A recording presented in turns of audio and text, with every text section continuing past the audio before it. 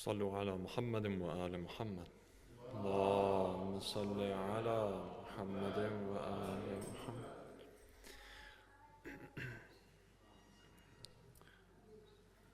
بسم الله الرحمن الرحيم. الحمد لله رب العالمين بارئ الخلائق أجمعين باعث الأنبياء والمرسلين، والصلاة والسلام على أشرف الأنبياء والمرسلين حبيب إله العالمين وطبيب نفوسنا أبي القاسم المصطفى محمد. اللهم صل على محمد وآل محمد وعلى أهل بيته الطيبين الطاهرين المنتجبين، سيما بقية الله في الأرضين، روحي وأرواح العالمين لتراب مقدمه الفداء، واللعن الدائم على أعدائهم ومخالفيهم ومعانديهم أجمعين من الآن إلى قيام يوم الدين. بسم الله الرحمن الرحيم. لا أقسم بهذا البلد وأنت حل بهذا البلد ووالد وما ولد، لقد خلقنا الإنسان في كبد أيحسب أن لن يقدر عليه أحد. صدق الله العلي العظيم وصدق رسوله الكريم.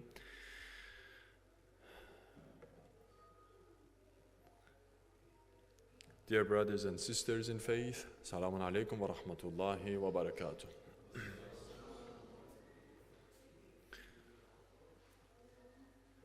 For the two previous sessions, we talked about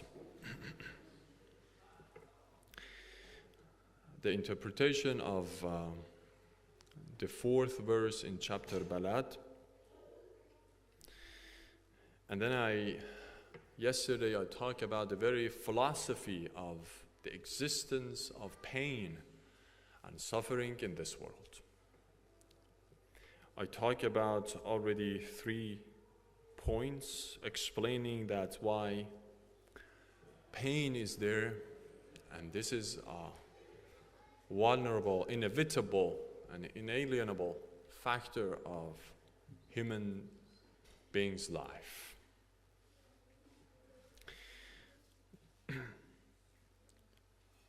So you remember that I told you last point was that pains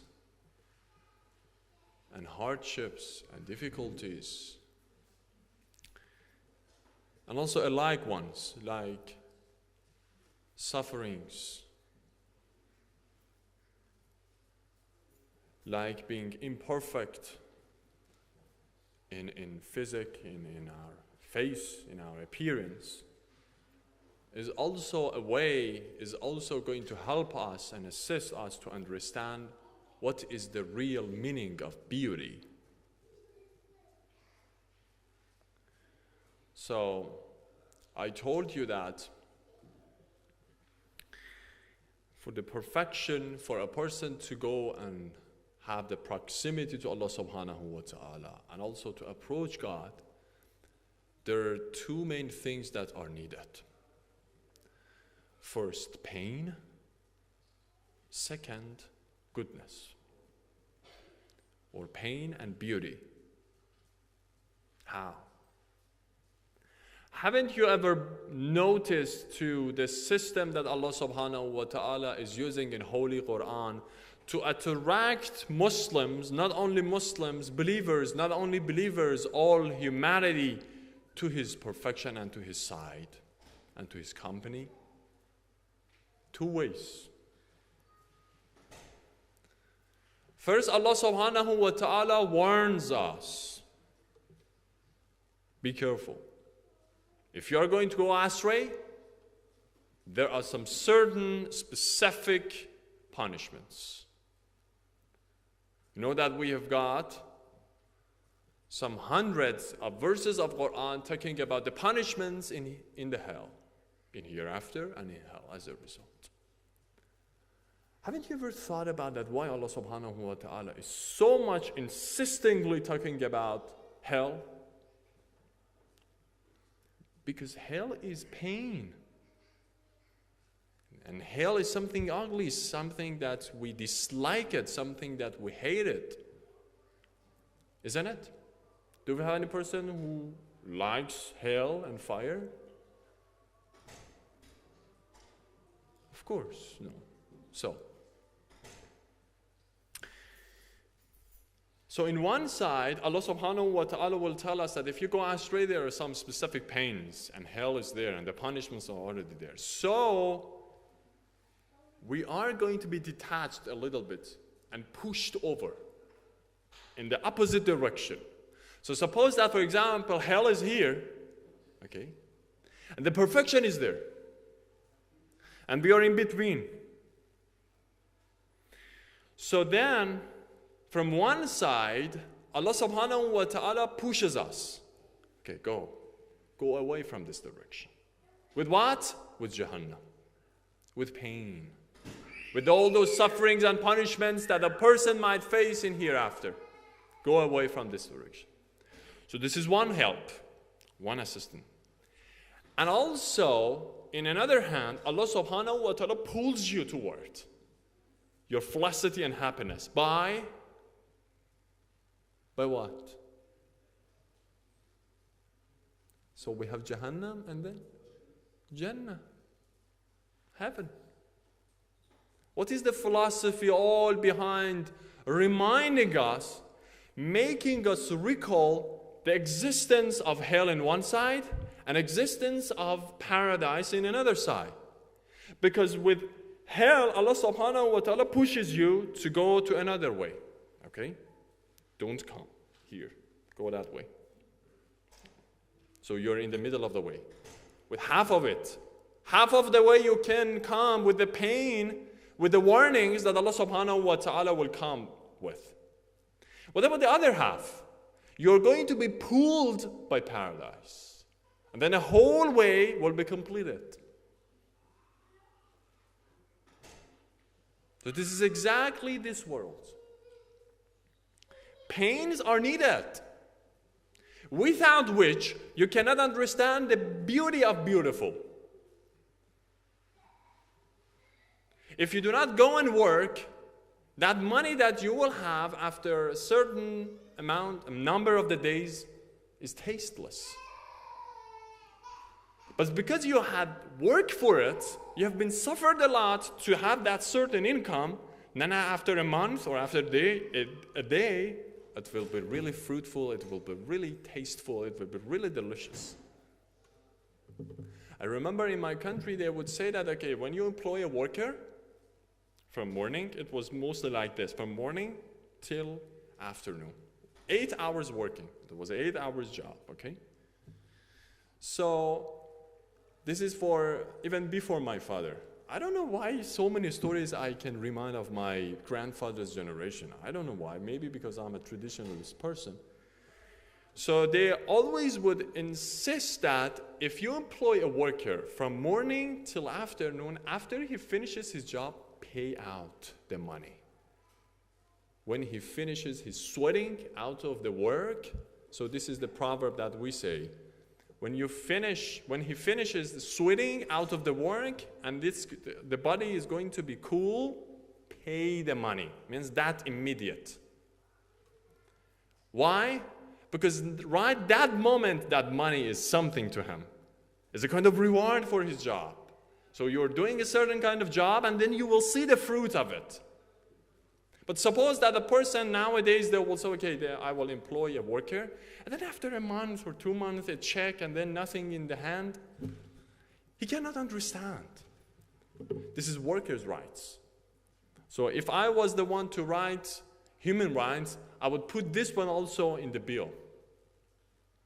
Saying that also pay the workers money as soon as possible, so that they can have this feeling at least. When you postpone your payment, so the least thing that you're doing to them, something harsh to them, is that you do not let them feel that sense of pleasure. So pain is always something crucial.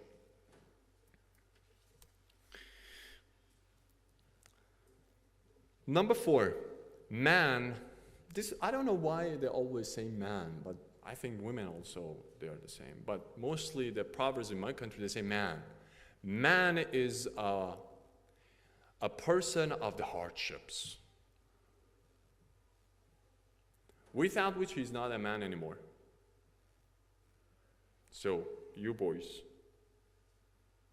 if you want to have a relaxed life, if you want to have a pleasant life, or going to soccer one night and then coming back home and then everything and then playing like those Xbox, I don't know, those new forms. We didn't have these things in our life previously. We had almost soccer, and it was a very, cheap sport.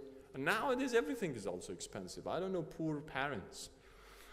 Anyhow, so very pleasant life, go to school and then come back, play, and then again go to bed, and then again everything repeated. No. Before, in my time, it was a custom for boys to go in the summer to work. You have to go and work. Very important.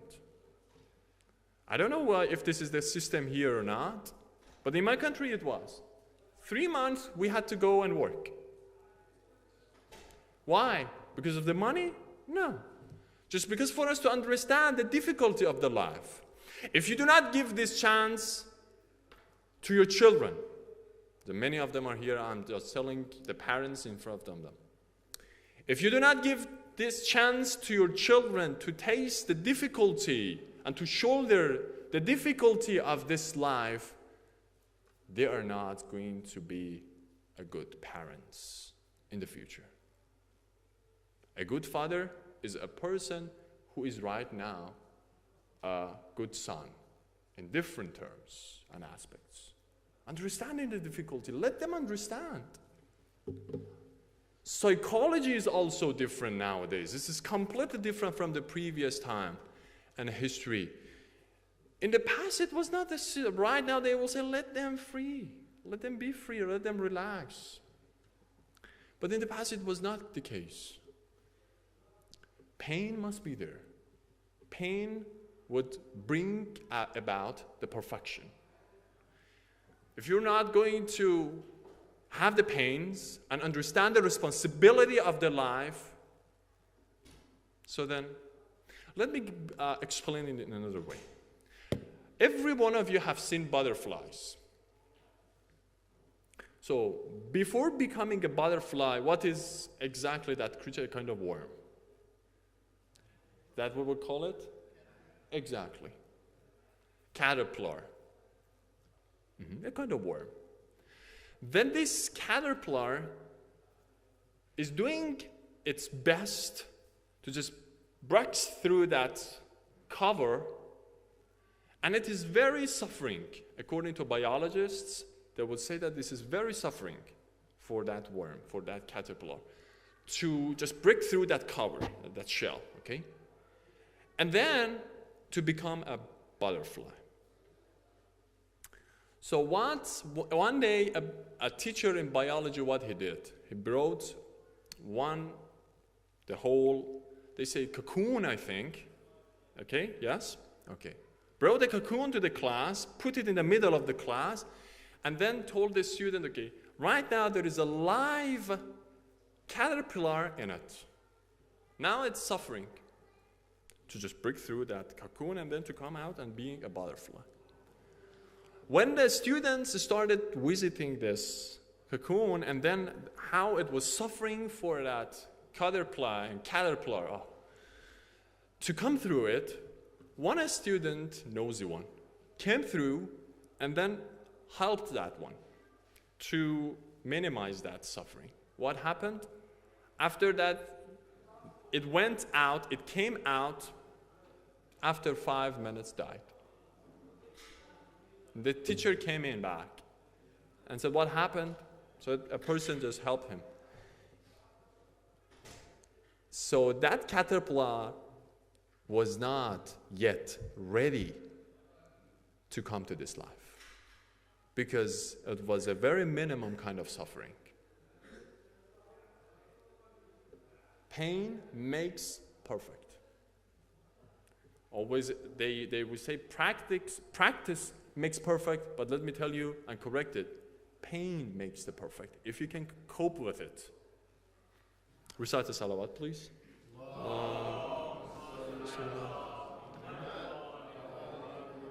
Please also have a watch there.